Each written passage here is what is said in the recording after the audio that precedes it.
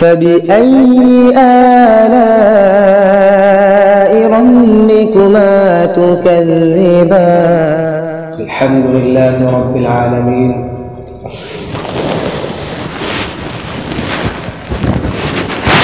والصلاة والسلام على سيد الأنبياء والمرسلين وعلى آله وصحبه أجمعين أما بعد فقد قال تعالى في القرآن المجيد والفرقان الحميد أعوذ بالله من الشيطان الرجيم بسم الله الرحمن الرحيم وأعدوا لهم ما استطعتم من قوة ومن رباط الخيل ترهبون به عدو الله وعدوكم إلى آخر الآية. وقال تعالى من يشفع شفاعة حسنة يكن له نصيب منها ومن يشفع شفاعة سيئة يكن له كفل منها إلى آخر الآية. صدق الله العظيم. وقال النبي صلى الله عليه وسلم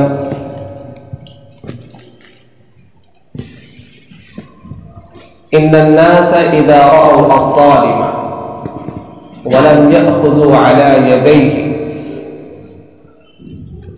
أوشك أن يعم بهم العقاب أو كما قال عليه الصلاة والتسليم.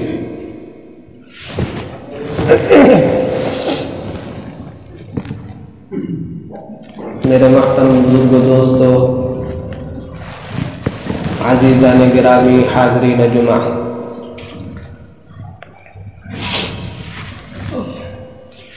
ہم جس اسلام کو ماننے والے ہیں، جس شریعت اور دین کو ماننے والے ہیں، وہ شریعت اور دین در حقیقت مکمل اسوہ، آئیڈیل اور نمونہ ہے۔ ہم نے شریعت کو صرف نماز، روزے، زکوٰۃ، حج میں منحصر کر دیا ہے، یہ ہماری غلطی ہے۔ شریعت صرف نماز، روزے، زکوٰۃ، حج کا نام نہیں ہے۔ شریعت مکمل آئیڈیل شرعۃ ومنہاجا، قرآن کہتا ہے کہ شریعت جو ہے یہ مکمل شریعت، منہاج، طریقہ ہے کہ بچہ پیدا ہوا اور مرتے دم تک کس رخ پر چلے گا، کس راستے پر چلے گا اور کون سے طریقے کو وہ اپنائے گا، اس کو تعلیم کون دے گا؟ قرآن دے گا۔ یہ کون بتلائے گا؟ حدیث بتلائے گی۔ یہ کہاں سے ہمیں اس کی روشنی ملے گی؟ شریعت سے ملے گی۔ یہ جو نماز، روزے، زکوٰۃ، یہ تو بنیادی ستون ہے، یعنی بنیادی علامات ہیں جو آپ کو بظاہر نظر آتا ہے کہ ہاں یہ آدمی زکوٰۃ دیتا ہوا نظر آ رہا ہے، یہ آدمی روزہ رکھتا ہوا نظر آ رہا ہے، یہ آدمی حج کرتا ہوا نظر آ رہا ہے، یہ آدمی نماز پڑھتا ہوا نظر آ رہا ہے۔ تو یہ تو علامات ہیں، آیۃ من الاسلام۔ لیکن اس کا یہ مطلب نہیں کہ جو نماز پڑھے اس نے مکمل شریعت پر عمل کر لیا، جس نے حج ادا کر لی اس نے مکمل شریعت پر عمل کر لیا، ایسا نہیں۔ مکمل شریعت جس قرآن نے بتلایا اور جس حدیث نے ہمیں سکھلایا، اس مکمل شریعت پر عمل کرنے کا قرآن و حدیث کا مطالبہ بھی ہے۔ اور اگر مکمل شریعت پر ہم اگر عمل نہیں کر پا رہے ہیں، کبھی تو یہ ہوتا ہے کہ ہم عمل کر سکتے ہیں لیکن نہیں کر رہے، اور کبھی ایسا بھی ہو سکتا ہے کہ آپ عمل کرنا چاہ رہے ہیں لیکن دوسروں کی طرف سے آپ کے اوپر ایسا ظالم بادشاہ مسلط ہے، آپ کے اوپر ایسا ظالم حاکم مسلط ہے، اور آپ ایسی حکومت کے درمیان ہیں اور ایسے حکومت کے زیر تسلط ہے کہ آپ فلاں کام نہیں کر سکتے جو عین اسلام ہے، آپ فلاں طریقہ اختیار نہیں کر سکتے جو عین اسلام ہے۔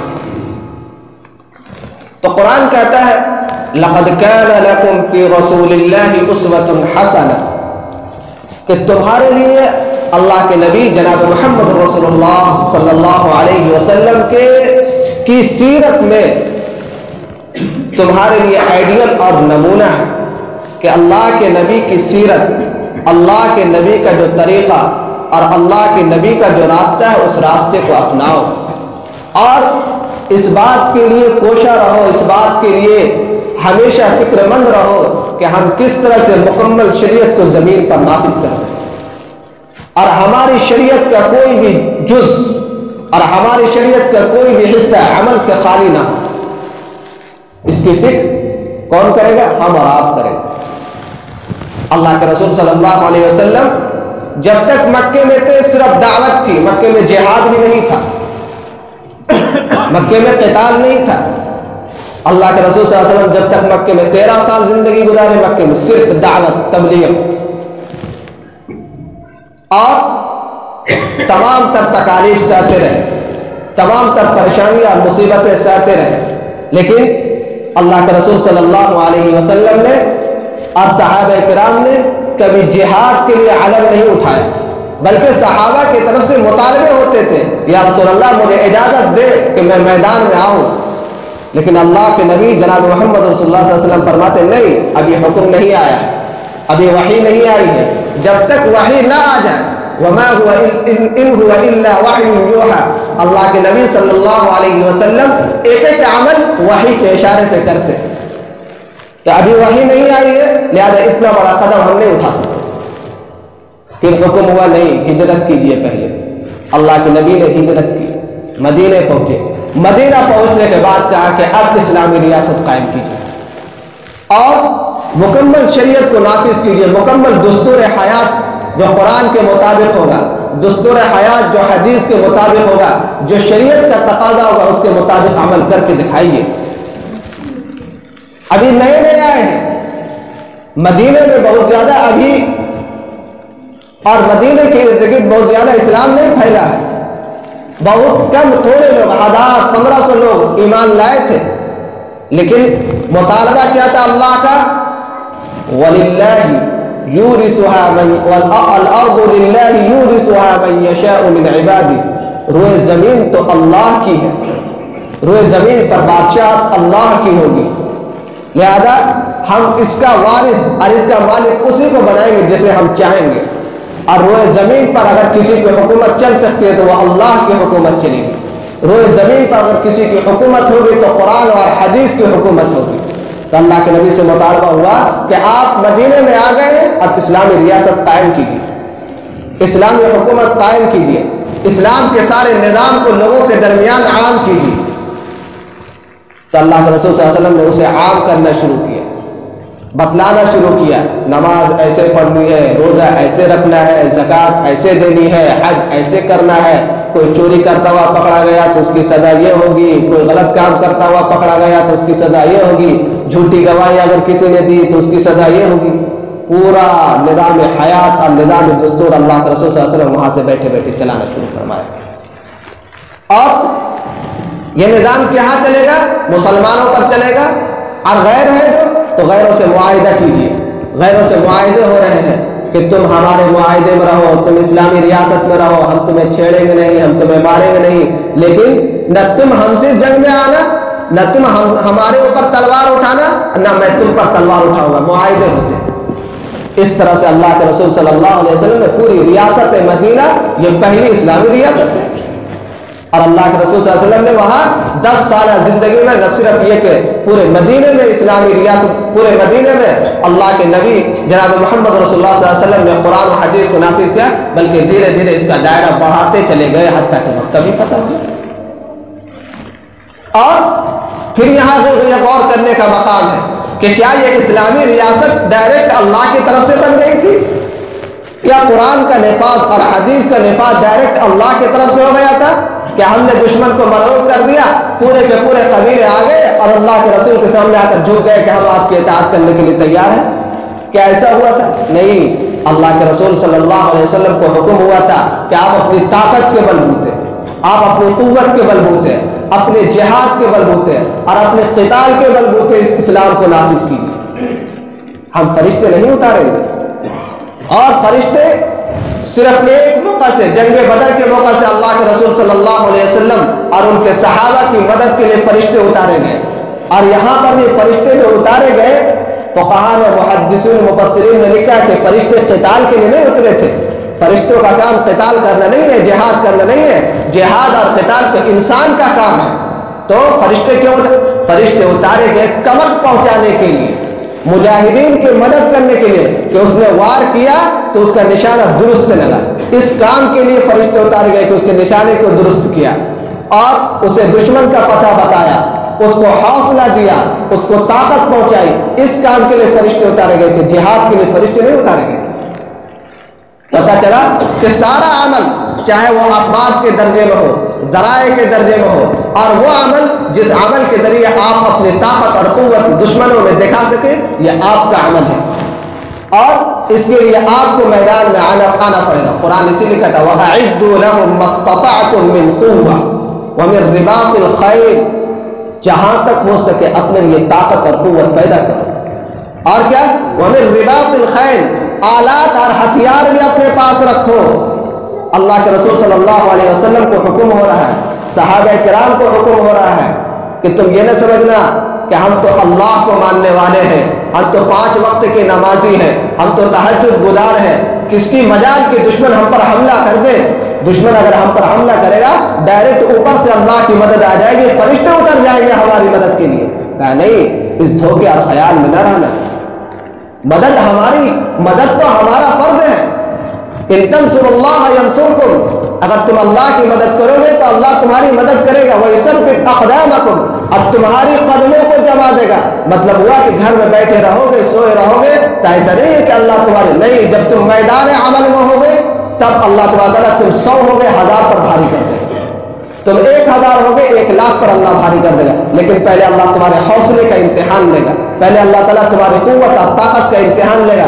تم اپنی قوت اور طاقت اور حوصلے اور ہمت میں کامیاب نکلے تو پھر اللہ تعالیٰ تمہیں فتح نصیب فرمائے اور دشمن کو شکست سے دوچار کرے. آپ سیرت پاک پڑھتے چلے جائیے. جنگ بدر کے موقع سے، غزوہ خندق کے موقع سے پتہ چلا کہ 10,000 کا لمبا لشکر مکے سے چلا آ رہا.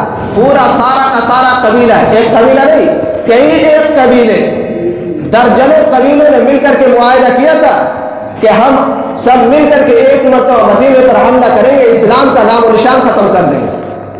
اور ادھر صحابہ کرام کی جو طاقت تھی اور قوت تھی اور صحابہ کرام کی جو تعداد تھی وہ صرف اور صرف 3,000 تھی. اور ادھر پوری اور گھوڑے اور آلات ہتھیار بھی ندارت بالکل محدود چند. ایسے حالات میں سارے مکہ والے اور اسی طرح سے ارد گرد کے جتنے قبائل تھے وہ سب کے سب معاہدہ کر کے اللہ کے رسول پر ٹوٹ پڑے. اللہ کے رسول کو اس کا علم ہوا تو دعا کے لیے ہاتھ نہیں اٹھا دیا، یا سارے صحابہ سے کہا کہ چلو مسجد نبوی تشریف لے چلیے، وہاں بیٹھ کر کے ایک مرتبہ صلاۃ الحاجہ پڑھتے ہیں. دعا تو کرنی ہے. اللہ کے رسول صلی اللہ علیہ وسلم نے سب سے پہلے تمام صحابہ کو بلا کر کے مشورہ کیا. قرآن میں اسی لیے وَأَمْرُهُمْ شُورَىٰ بَيْنَهُمْ، قرآن کہتا ہے کہ آپ اپنے معاملات کو مشورے سے انجام دیجیے. چنانچہ اللہ کے رسول صلی اللہ علیہ وسلم نے مشورہ کیا. اس وقت مسلمانوں کو لگ رہا تھا کہ 10,000 کی فوج جب مدینے پر حملہ آور ہوگی تو کیا ہمارا نام و نشان بھی باقی رہے گا. لیکن اللہ کے رسول صلی اللہ علیہ وسلم نے مشورہ کیا. مشورہ کرنے کے بعد وہیں پر حضرت سلمان فارسی رضی اللہ تعالی عنہ بھی تھے. مشورہ کیا کہ دیکھیے 10,000 کی فوج، 10,000 کا لشکر ہم پر حملہ آور ہے، کیا کیا جائے. تو اللہ کے رسول صلی اللہ علیہ وسلم نے یہ مشورہ دیا تو حضرت سلمان نے کہا کہ ہمارے یہاں فارس کے اندر ایسا ہوتا ہے کہ جب کبھی بھی کوئی حملہ آور اور کوئی دشمن حملہ ہوتا ہے تو ہم خندق کھود دیتے، گڑھا کھودتے تاکہ دشمن ہم پر اٹیک نہ کر سکے. اللہ کے رسول نے حضرت سلمان فارسی کے اس مشورے کو پسند فرمایا اور حضرت سلمان فارسی رضی اللہ تعالیٰ عنہ کے مشورے کو قبول کیا اور اسے منظوری دی. اور مدینے کا جو علاقہ تھا وہ 4 طرف میں سے 3 طرف سے بندش تھی، لگ بھگ صرف ایک طرف کا ایریا کھلا ہوا تھا. اللہ کے رسول صلی اللہ علیہ وسلم نے تمام صحابہ سے کہا کہ چلو اس ایریے میں ہم خندق کھودتے.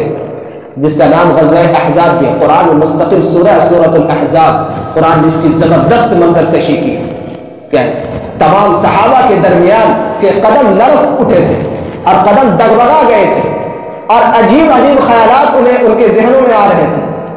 غزوہ احزاب اس لیے کہ یہ احزاب حزب کی جمع، یعنی بہت سارے لشکروں کی ایک تعداد آئی تھی، صرف مکہ والے نہیں تھے، بنو نذیر اور بھی دوسرے کے جتنے بھی 10-12 قبیلے سب مل کر کے اللہ کے رسول صلی اللہ علیہ وسلم پر حملہ آور ہوئے۔ تو اللہ کے رسول صلی اللہ علیہ وسلم نے کہا کہ خندق کھودی جائے، خندق کھودی گئی۔ لکھا ہے مورخین نے کہ 3 میل لمبی خندق کھودی گئی، 3 میل کلومیٹر کے لحاظ سے زائد ہے، اس لحاظ سے کلومیٹر کے لحاظ سے لے جائیں گے تو شاید 4-5 کلومیٹر ہوگا، اتنی لمبی خندق کھودی گئی۔ اور یہ خندق کی گہرائی لکھا ہے 4 سے 5 گز گہرا خندق کھودی گئی، اور اس کی چوڑائی اتنی رکھی گئی کہ کوئی گھوڑ سوار اپنے گھوڑے کو رفتار میں لا کر کے اس کو پار نہ کر سکے۔ اتنی لمبی خندق، اتنی چوڑی خندق اور اتنی گہری یہ خندق کھودی گئی۔ آپ یہ 3.5 میل لمبی خندق اللہ کے رسول صلی اللہ علیہ وسلم نے تمام صحابہ کو بانٹ دیا تھا، 10-10 گز سب کو دے دیا تھا، اور اس پر 10-10 آدمی 3-3 گز یا 6 گز، اور اس میں 10-10 آدمی متعین کر دیے گئے تھے کہ یہ حضرات خندق کھودے گا۔ خود اللہ کے رسول صلی اللہ علیہ وسلم شریک تھے خندق کھودنے میں، اور اس طرح سے خندق کھودی گئی، اور صرف 6 دن میں یہ 3 میل 3.5 میل لمبی خندق کھودی گئی۔ یہاں اللہ کی مدد آئی کہ سخت سردی کا موسم ہے اور زمین بھی انتہائی سخت ہے، اور اللہ کے رسول صلی اللہ علیہ وسلم ایسے حالات میں اپنی دعاؤں کے ذریعے اور اپنے اخلاص اور صحابہ کرام کی جذبہ اور شوق نے اس خندق کو بآسانی 6 دن میں کھود دیا۔ اور اس کے بعد جب ادھر سفیان کا لشکر 10,000 کا لشکر آیا، انہوں نے تو پوری طاقت کے ساتھ آ رہے تھے وہ کہ آج تو اسلام کا ہم نام و نشان ختم کر دیں گے۔ وہاں آ کر کے دیکھا کہ یہ تو لمبی چوڑی خندق کیوں گئی ہے۔ سفیان کا جو امیر لشکر تھے وہ بعد میں چل کر کے ایمان ملا ہے، ان کا ہوش اڑ گیا، دماغ ان کا اڑ گیا کہ دیکھو، اور ان کا انہا لمکیدۃ ما کانت العرب تکیدها، ان کے وہم و خیال اور دماغ میں نہیں تھا، اور ان کا کہ یہ زبردست تدبیر ہے، عرب تو اسے جانتے بھی نہیں اس تدبیر کو۔ چنانچہ وہ لوگ وہیں پر پڑاؤ ڈال دیا خندق کے ادھر، ادھر اللہ کے رسول صلی اللہ علیہ وسلم پڑاؤ ڈالے۔ 1 مہینے تک محاصرہ رہا ہے، 1 مہینے تک پورا مدینہ شہر چھوڑ کر کے باہر آ کر کے تمام صحابہ کرام آ کر 3,000 کی لشکر وہاں آ کر کے پڑاؤ ڈالے گا۔ ادھر خندق سے اس سے تمام غزوہ احزاب تمام قبیلے کے لوگ آ کر کے پڑاؤ ڈالے گا۔ 1 مہینے تک محاصرہ رہا۔ قرآن نے اس کو بیان جاءوکم من فوقکم ومن اسفل منکم واذ زاغت الابصار وبلغت القلوب الحناجر وتظنون بالله الظنون۔ قرآن نے کہا کہ جب دشمنان تمہارے پاس آئے، من فوقکم تمہارے اوپر سے بھی آئے، ومن اسفل منکم تمہارے نیچے سے بھی آئے، مطلب یہ کہ چاروں طرف سے تم پر حملے ہو رہے تھے، واذ زاغت الابصار تمہاری آنکھیں پھٹی کی پھٹی رہ گئی۔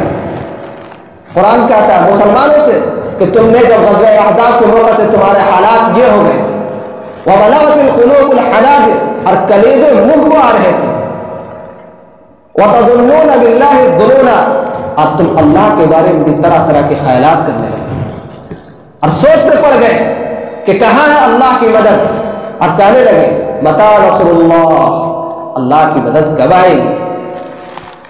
لیکن قرآن کہتا ہے کہ ہم پہلے تمہارا امتحان لیتے ہیں، تمہارے حوصلوں کا امتحان لیتے ہیں، تمہاری ہمت کا امتحان لیتے ہیں۔ اگر تم اپنے حوصلے میں بجا نکلے، اگر تم نے اپنی ہمت میں کامیابی حاصل کی، اب تم اپنے قدم کو ثابت کیے رہے، اب تم اپنے قدم کو جمائے رہے۔ قرآن کا اور اللہ کا یہ دستور اور طریقہ اللہ تو نبیوں کو آزماتا ہے۔ وَإِذِ ابْتَلَىٰ إِبْرَاهِيمَ رَبُّهُ بِكَلِمَاتٍ، حضرت ابراہیم اللہ کے خلیل ہے، ان کو اللہ آزماتا۔ تو تم تو مسلمان ہو، تو اللہ فرماتے ہیں کہ میں نے تمہارے حوصلے کا امتحان لیا، میں نے تمہارے اوپر یہ سخت آزمائش اور مصیبتیں بھیجی، لیکن تم ان آزمائشوں کا مقابلہ کیے۔ پھر اس کے بعد کیا ہوا کہ اللہ تعالیٰ نے اتنی لمبی چوڑی جنگ اور اتنی خطرناک اور المناک جنگ کو اللہ نے فتح میں بدل دیا۔ یکایک ایک صحابی ہے حضرت نعیم بن مسعود یہ پہلے اسی احزاب میں تھے، اسی کفار کے لشکر میں، وہ اللہ کے رسول کے پاس آیا اور کہے کہ میں ایمان لانا چاہتا ہوں۔ ایمان لانے کے بعد اسی حضرت نعیم بن مسعود نے کہا کہ یا رسول اللہ، اگر آپ مجھے کہیں کہ میں کسی تدبیر کے ذریعے ان دشمنوں کو یہاں سے بھگا دوں گا، تو اللہ کے رسول نے کہا الحرب خدعۃ، کہ جنگ تو تدبیر کا ہی نام ہے، اگر آپ کچھ تدبیر کر سکتے ہیں تو کر لیجیے۔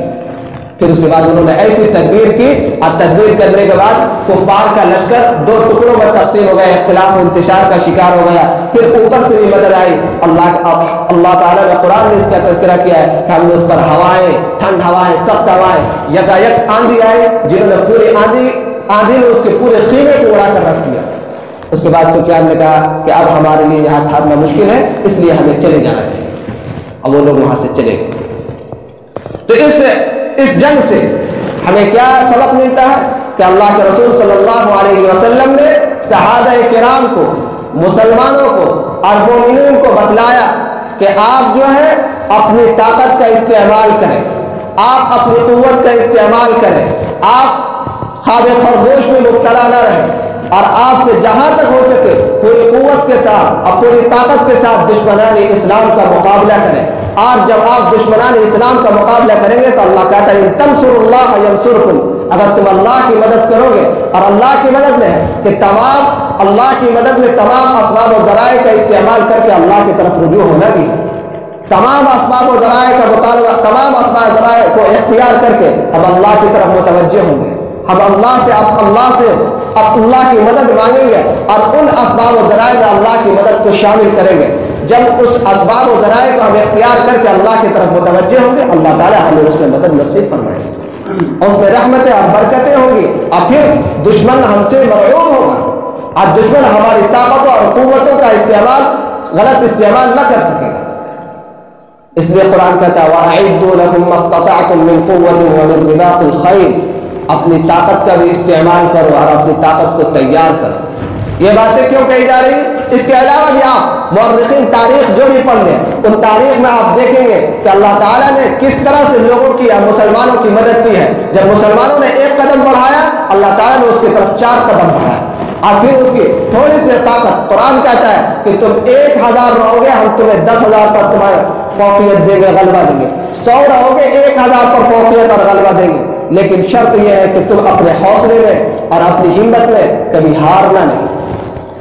اس لیے ہم جس ملک میں رہتے ہیں یہ ملک بھی ہمارا ہے، اور اس ملک کو بھی ہمارے اسلاف نے سینچا ہے، بڑی قربانیوں کے بعد آپ کا یہ ملک آزاد ہوا ہے۔ میں نے اس سے پہلے بھی اپنی بات میں کہا تھا کہ تقریباً 100-150 سال تک انگریزوں نے اس پر حکومت کی تھی، اور اس کی حکومت اتنی طاقتور اور اتنی قوت تھی اس کی حکومت میں کہ 100 سال تک اس کا کبھی سورج غروب نہیں ہوا، اور یہاں سے لے کر کے امریکہ تک اس کی حکومت تھی، جاپان اور یورپ تک اس کی حکومت تھی، اور اس حکومت میں وہ بالکل سورج تک اور آسمان تک پہنچا ہوا تھا۔ لیکن ان تمام کے باوجود ہمارے علماء نے، ہمارے اسلاف نے، ہمارے بزرگان نے ان کی طاقت سے کبھی وہ مرعوب نہ ہوئے، اور ان کی طاقت کے پیچھے اپنے آپ کو ڈال نہیں دیا، بلکہ اس سپر پاور طاقت سے بھی ٹکراتے رہے، اور ٹکراتے ایک دن وہ وقت آیا کہ وہ طاقتیں پسپا ہوئی، اور وہ طاقتیں ہزیمت کا شکار ہوئی، اور وہ یہ ملک چھوڑ کر کے بھاگے۔ اس لیے جب اللہ تعالیٰ نے ہمیں اتنی اچھی نعمت نصیب فرمائی ہے اور یہ نعمت دی ہے، تو اس نعمت کی قدرداری کرنا یہ ہمارا فرض ہے، آج اس نعمت کی قدرداری کرنا یہ ہمارا دینی فریضہ ہے۔ آج لوگ سیاست پر بات کرنا، الیکشن پر بات کرنا، ووٹ پر بات کرنا جرم سمجھتے ہیں، اور یہ سمجھتے ہیں کہ مسجد کے ممبر و محراب سے ووٹ پر بات کرنا، سیاست پر بات کرنا، حکومت پر بات کرنا یہ اسلام کے خلاف ہے، یہ شریعت کے خلاف ہے، یہ قرآن کے خلاف ہے۔ یاد رکھیے سب سے پہلے تو یہ کنسیپٹ درست ہو جانا چاہیے کہ اسلام یہ سیاست عین اسلام ہے، آپ کا ووٹ دینا یہ عین اسلام ہے، اسلامی ریاست قائم کرنا یہ عین اسلام ہے، حکومت عین اسلام ہے۔ اگر صحیح لوگوں کے ہاتھ میں حکومت ہوگی، اگر صحیح لوگوں کے ہاتھ میں اگر ملک کا باغ ہوگا تو پھر آپ اسلام پر عمل کر پائیں گے، پھر آپ مسجدوں میں آ پائیں گے، پھر آپ مدرسوں میں اپنے بچوں کو پڑھا پائیں گے، پھر آپ قرآن و حدیث کا مطالعہ اور قرآن و حدیث پر عمل کر پائیں گے۔ یہ طاقت بدلے گی کہاں سے؟ یہ آپ کے ہاتھوں آپ کے ووٹ کی طاقت سے بدلے گی۔ آج زیادہ تر جو سننے میں آتا ہے اور پڑھنے میں آتا ہے فیصداً ہم ووٹ سے بالکل پیچھے ہیں۔ مسلمانان کے بارے میں شکایتیں ملتی ہیں ہمارے اور آپ کے بارے میں کہ ہم ووٹ سے بالکل پیچھے، ہم ووٹ نہیں دیتے، ہم اپنی طاقت کا استعمال نہیں کرتے۔ یاد رکھیں ووٹ کی جو حیثیت ہے، قرآن میں جو کہا ہے، مفسرین علماء محدثین جو فرماتے ہیں وہ یہ کہ ووٹ کی حیثیت شہادت کی یا شفاعت کی ہے۔ شہادت کی کیا مطلب؟ 1-2 منٹ میں وقت دوں گا۔ شہادت کا کیا مطلب؟ شہادت کا مطلب یہ ہوا کہ ہم یہ گواہی دے رہے ہیں کہ ایک منتخب، ایک امیدوار اٹھا اور اس نے کہا کہ مجھے ووٹ دیجیے، تو وہ گویا یہ دعویٰ کر رہا ہے کہ ہم جو حکومت چلائیں گے وہ انصاف کے ساتھ چلائیں گے، ہم عدالت کے ساتھ۔ یہ آپ کا ملک جو ہے جمہوری ملک ہے، کسی کا انتخاب کے لیے کھڑا ہو جانا ہی کافی ہے اس بات کی گواہی کے لیے کہ ہم عدالت کے ساتھ، انصاف کے ساتھ اور بغیر کسی طرح کے بھید بھاؤ کے تمام تر یکسوئی اور یکسانیت کے ساتھ، یگانگت، مودت اور محبت کے ساتھ ہم حکومت چلائیں گے، یہ مطلب ہوتا ہے۔ اور پھر اگر آپ اس کے حق میں ووٹ دے رہے ہیں تو گویا آپ اس کے حق میں شفاعت کر رہے ہیں، اور آپ کہہ رہے ہیں کہ میں شفاعت کرتا ہوں کہ اس کو منصب پر بیٹھایا جائے۔ قرآن کہتا ہے من یشفع شفاعۃ حسنۃ یکن لہ نصیب منہا، جو اچھی شفاعت کرے گا اللہ تعالیٰ اس کو اس کا بدلہ دیں گے۔ ومن یشفع شفاعۃ سیئۃ، اور جو بری شفاعت کرے گا یکن لہ کفل منہا، اس کا بھی بھگتان اسے بھگتنا پڑے گا۔ اور ووٹ کی دوسری حیثیت شہادت کی حیثیت ہے، یعنی آپ گواہی دے رہے ہیں کہ یہ جس کو ہم ووٹ دے رہے ہیں یہ شخص عادل ہے، یہ شخص منصف ہے، یہ شخص انصاف پسند ہے، یہ غریبوں کا خیال رکھتا ہے، یہ جو بھی فیصلے کرے گا وہ مبنی برحق فیصلے ہوں گے، اس لحاظ سے کوئی آپ گواہی بھی دے رہے ہیں۔ قرآن کہتا ہے وَلَا تَكْتُمُوا الشَّهَادَةَ، شہادت کو چھپاؤ نہیں۔ پتہ چلا کہ ووٹ کے وقت ووٹ دینا آپ اسے عبادت سمجھ کر کے ووٹ دیں، کیوں؟ اس لیے کہ اسی میں آپ کا تشخص ہے، اسی میں آپ کی بقا ہے۔ اگر آپ ووٹ سے پیچھے ہٹ گئے اور آپ کے ووٹ کے پیچھے ہٹنے کی وجہ سے جو آنا تھا وہ نہ آ کر کے کوئی ظالم بادشاہ آپ پر مسلط ہو گیا تو اس کی سزا آپ کو یہاں بھی بھگتنی پڑے گی، اور کل قیامت میں بھی آپ سے پوچھ ہوگی کہ جب ہم نے تمہیں اتنا اچھا موقع دیا تھا تم نے اپنے ہاتھوں اب اس موقع کو گنوایا ہے۔ قرآن کہتا ہے وَلَا تَكْتُمُوا الشَّهَادَةَ، گواہی کو چھپاؤ نہ۔ وَمَن يَكْتُمْهَا فَإِنَّهُ آثِمٌ قَلْبُهُ، اور جو گواہی چھپائے گا فَإِنَّهُ آثِمٌ قَلْبُهُ، اس کا دل گناہگار ہوگا۔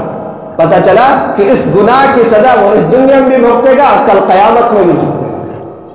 اس لیے ووٹ کو اپنی شرعی حیثیت سمجھے، ووٹ کو عبادت سمجھے، ووٹ کو اپنا دینی فریضہ سمجھے، اور اس میں بڑھ چڑھ کر کے حصہ لے۔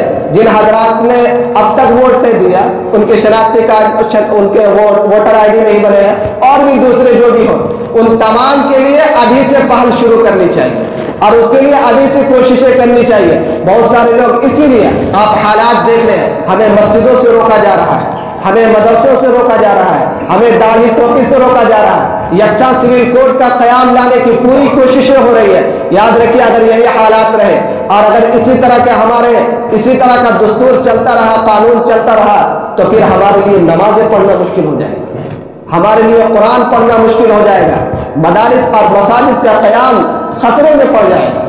اس لیے اس کی سنگینی کو خوب اچھی طرح سے سمجھنے کی ضرورت ہے اور اسے دل پر لینے کی ضرورت ہے، اور اس کی طرف متوجہ ہونے کی ضرورت ہے۔ جو حضرات ابھی بھی اس سلسلے میں غیر متوجہ ہیں انہیں اس کی طرف لائے، انہیں سمجھائے، انہیں بتلائے، اور جو بھی اس کے لیے پہل ہو سکتے ہیں وہ کرنا چاہیے۔ اللہ تعالی ہم سبوں کو پہلے سننے سے زیادہ عمل کی توفیق دے۔